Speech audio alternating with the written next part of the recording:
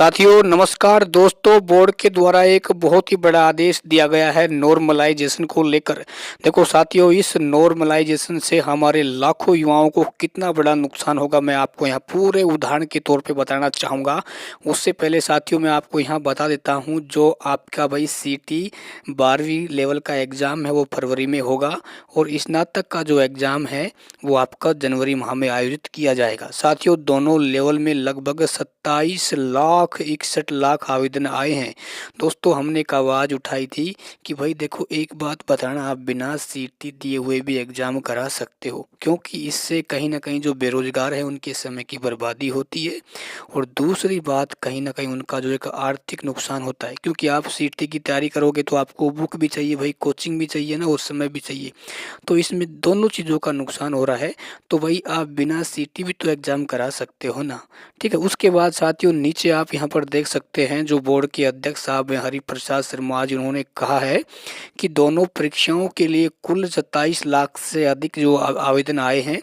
अब जो अभ्यर्थियों की संख्या के आधार पर परीक्षा का शेड्यूल तय करने का कार्य प्रारंभ किया जाएगा। उससे भी बड़ा साथियों शब्द ये है कि आपका नॉर्मलाइजेशन से ही परिणाम होगा। भाई साहब, आप नॉर्मलाइजेशन करने की स्थिति में आप नॉर्मलाइजेशन करें ही नहीं। इस मैं तो ये मानता हूँ कि भाई नॉर्मलाइजेशन की नौबत ही नहीं आए।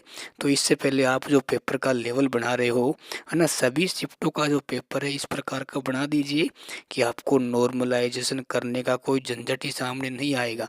क्योंकि नॉर्मलाइजेशन होगा तो निश्चित तौर पे युवाओं के नंबरों में कमी भी होगी और बढ़ोतरी भी देखने को मिलेगी। ठीक है ना, आपने भाई रीट में इसका सबसे बड़ा उदाहरण देखा होगा, पटवारी के एग्ज़ाम में आपने सबसे बड़ा उदाहरण देखा होगा।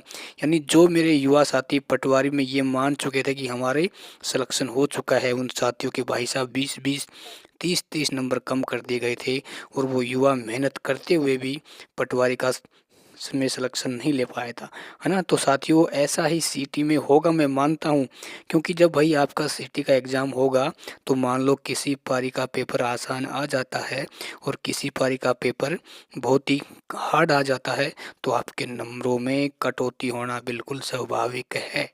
ठीक है, तो हम तो यही मानते हैं, हम तो यही कहते हैं कि बोर्ड से कि आप कम से कम इन विद्यार्थियों पर रहम बरसिए और जो भी कमेटी पेपर बनाती है उनको आप आदेश दीजिए कि पेपर का लेवल है, इतना ज़्यादा भी डिफरेंस मत रखिए कि नॉर्मलाइजेशन करते करते ही इन युवाओं का समय बर्बाद हो जाए, है ना। और जो युवा मेहनत की है उसके साथ एक अन्याय नहीं होना चाहिए।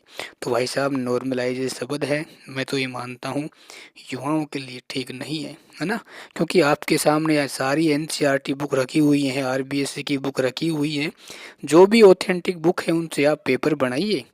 ठीक है, ये आपका काम है, पेपर का लेवल किस प्रकार का रखना है इतना ज़्यादा ना रखें ताकि आपको नॉर्मलाइजेशन की तरफ भागना चाहिए।